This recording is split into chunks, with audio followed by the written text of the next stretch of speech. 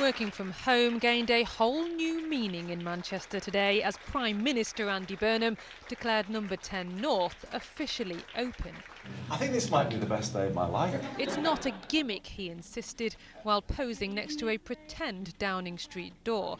And he was quick to defend how much it was going to cost to base staff outside the M25. What does it cost for everybody to troop down to London every time there's a meeting when you need to make an argument about something? What does that cost? So actually, isn't it better that we have a North Pole that balances the South Pole of our country, where power will always be concentrated? Inside, it was a chance for regional mayors and cabinet members to discuss the economic challenges facing the UK. Outside, it gave tour guide Jonathan an extra talking point. It's great to have it here. I mean, what a historical day. You know, basically the seat of government's moved to Manchester, which is fantastic. Natalia's in Manchester searching for a sister site for her Margate restaurant and believes being here is the only way of really understanding what people want. If they don't have any clue of what's going on up here, if they have no idea about the energy and what's missing, how can they help? Andy Burnham plans to work from number 10 North at least once a week. He says moving power out of Westminster will ensure economic growth in every postcode in the UK. But there are concerns that too much focus on Manchester will leave other places feeling forgotten.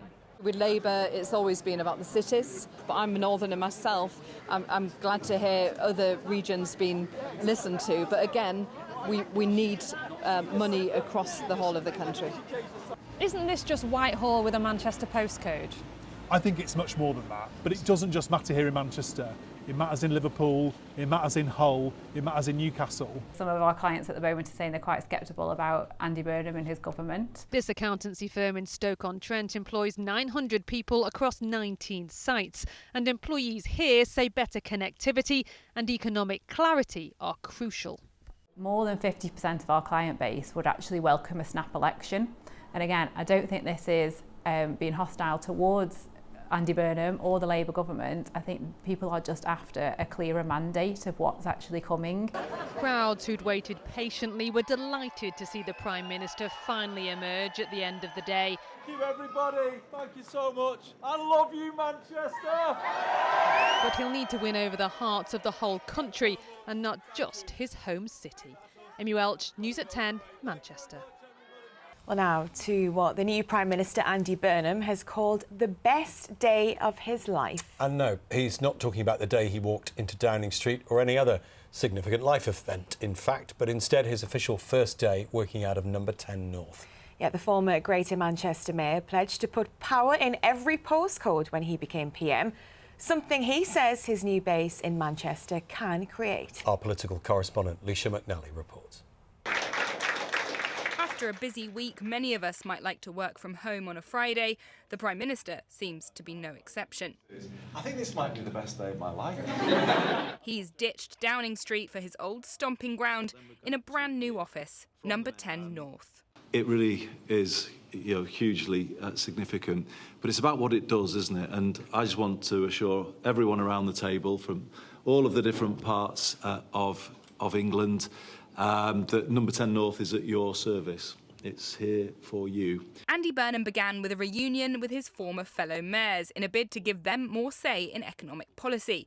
He plans to work from here once a week and expects his new cabinet ministers to put in the hours too. But just how practical is this plan for future governments whose cabinets might no longer be crammed full of North West MPs? The civil service is already based across the whole of the country. The challenge is where political power lies, and that's what the Prime Minister is talking about, is driving that devolution agenda forward so people can feel the changes.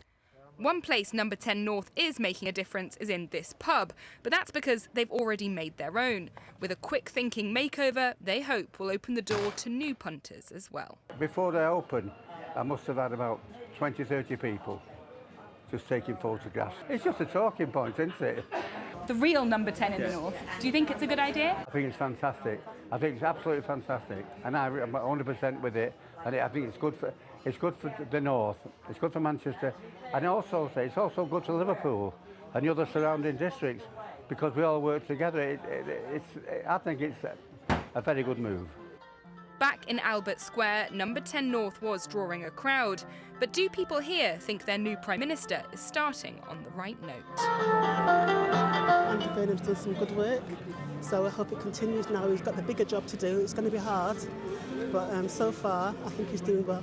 The North has been neglected for quite a long time, and it's good that there's somebody here now to focus on what we need in the North. I think it's a bit of a gimmick. It's a vibes-based policy, which is the problem. I doubt he's going to be here very often. There's going to be 1 week where he's in America, he can't come. 1 week, oh, I'm busy in London, I can't come, there's some sort of crisis. Yeah, I think he's doing the right thing. I can't understand why some people are saying, oh, he should do this and he should do that, like he's been there 4 days.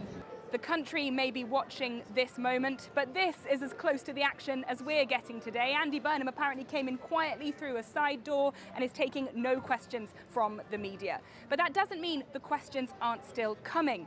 In a first week packed full of pricey promises, from ending rough sleeping to cheaper bus travel, many are asking if the sums really add up. From safely inside Heron House, the government can insist the plans are fully costed. The opposition say that claim is for the birds.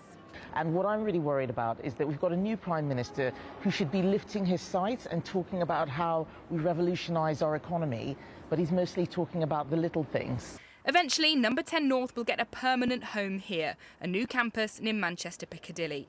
But for now, this building has become a symbol of Andy Burnham's devolution revolution, its success or failure closely tied to his own. Leisha McNally, ITV News, Manchester.